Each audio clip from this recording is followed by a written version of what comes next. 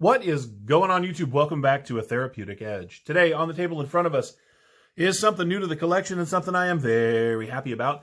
This is the 2015 ADV Tac Butcher, and this is just a great knife. Now, getting into mid-techs or customs is not an inexpensive part of the hobby. This is a $480 knife. I didn't pay that much for it. I do a lot of trading, and I really hunt the secondary market. And so that's how I actually came to have this. In fact, what I had before this was the Mega Butcher, which was this same knife, but about that much longer.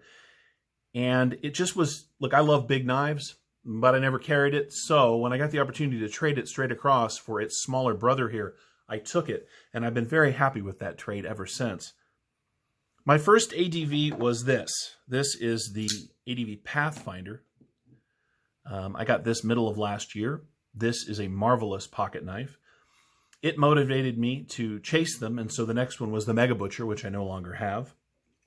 Shortly after that, a couple of months ago now I should say, I got this, which is the Classic Butcher.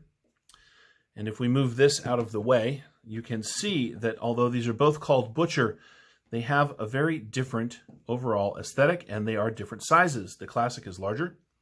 It has a more traditional, almost sort of Wharncliffe.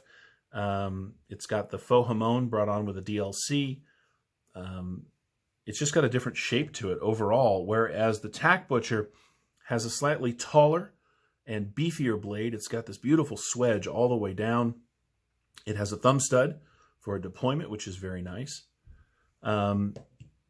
These are just great knives. I fell in love with his design aesthetic and his materials pretty quick when I got a hold of the Pathfinder here. Let's go ahead and close that up for now. And we will close this up. My fourth ADV was actually this. This is a Reich-built Andre de Villers design. This is the Ronin Hybrid. This is a much more straightforward tactical design, very stabby. All of these are in S35 VN. Now, more of his new stuff, according to Blade HQ at least, is in M390 or 20CV, depending on which knife you get into. But I'm really happy with his S35 VN. I love this generation of knives. Again, this one is a 2017.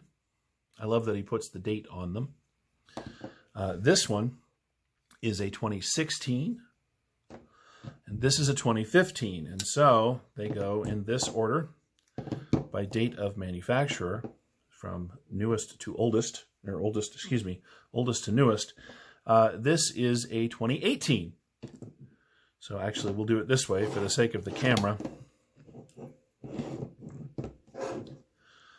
They go like that. That's my Andre de Villers collection. Let's talk about what you get with the knife in question on the table today.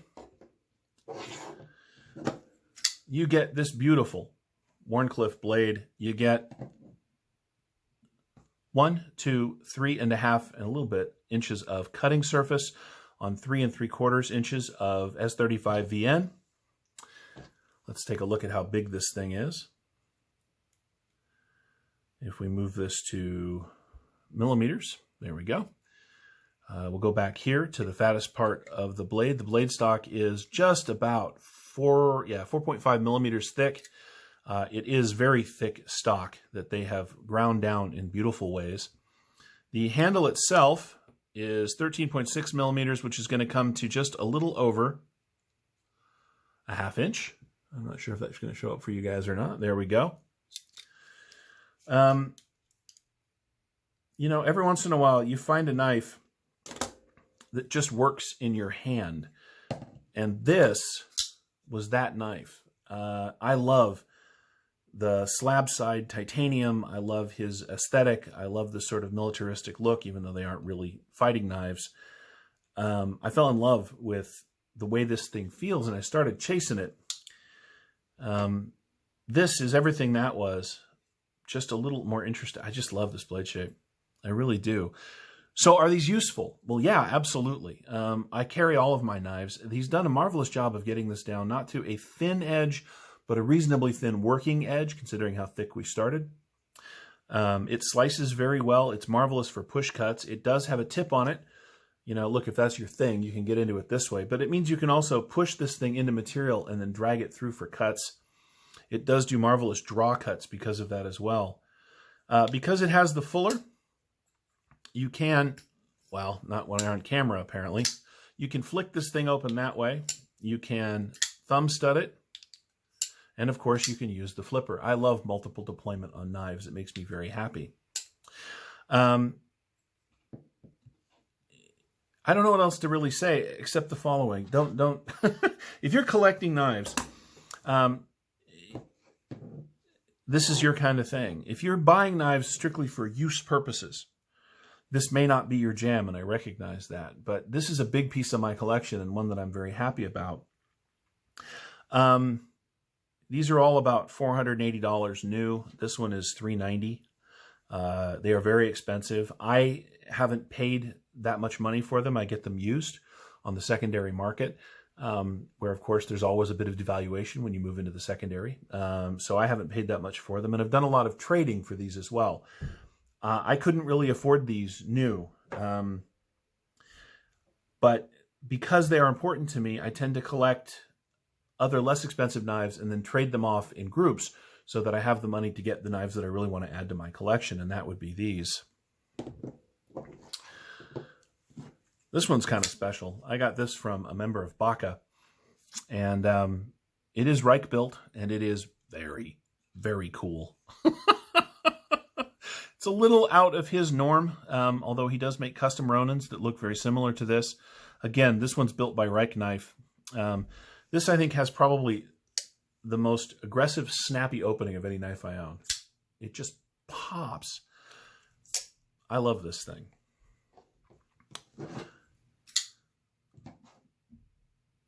The overall knife, well, we've got it on the table, is 1, 2, 3, 4, 5, 6, 7, 8 and 3/4 inches long.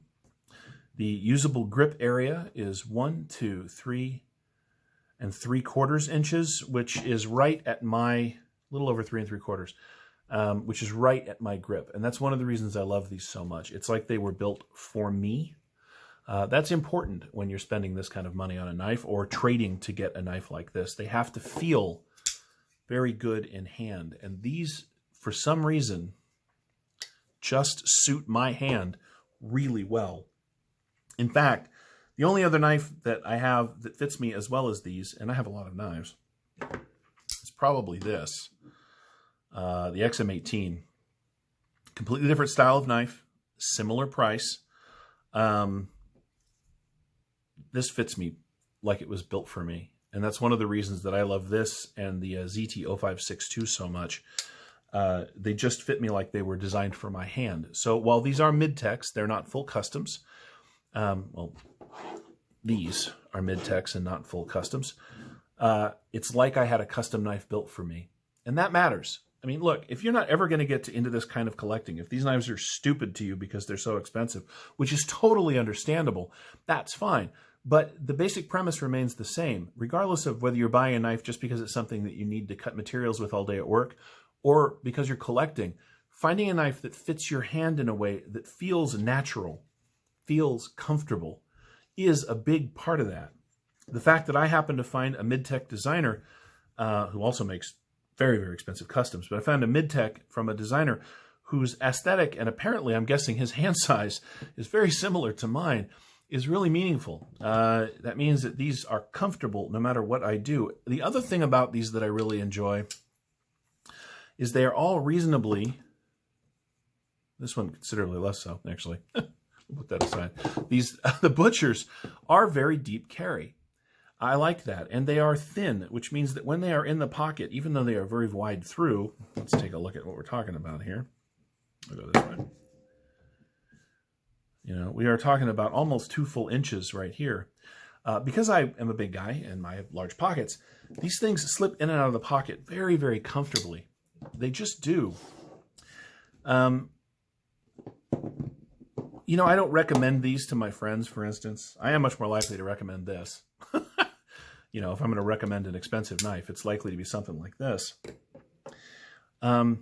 I don't recommend these to my friends because they are so expensive, but to other knife collectors and to people like me who have found this kind of niche in this area that they love, these are just very cool to me. Do I expect you to rush right out and get one? No. And in fact, much like Nick Shabazz says with collecting pens and watches, he says, don't do it. I would even say don't start buying knives like this if you can avoid it, because once you start, it's very hard to go back, and that is really hard on the budget. Again, you can get these at a much more reasonable price if $350 to $380 is more reasonable to you on the secondary market. But if you, it's up to you. It's up to you. I won't sell these. I won't trade these. The one I did have that I didn't love as much, I did sell. Excuse me, I did trade because, again, I don't own any knives that I don't carry. And so there are some that are so big or so ridiculous that they just don't work in my pocket. And because of that, then they're going to have to go. But in this case, none of these fall into that category. And so this would be my updated ADV collection. I hope you've enjoyed this. I hope you've enjoyed watching. I know that sometimes I talk about knives that are a little ridiculous. This would be that for sure. If you have any questions about the ADV knives or any of the knives that I've ever shown you on the channel, please feel free to ask down in the comments below. Hit that like button on your way out if you could. It does help the channel. If you haven't subscribed already, please do so. I'd love to have you here on a regular basis. And thank you so much for watching. We'll see you next time.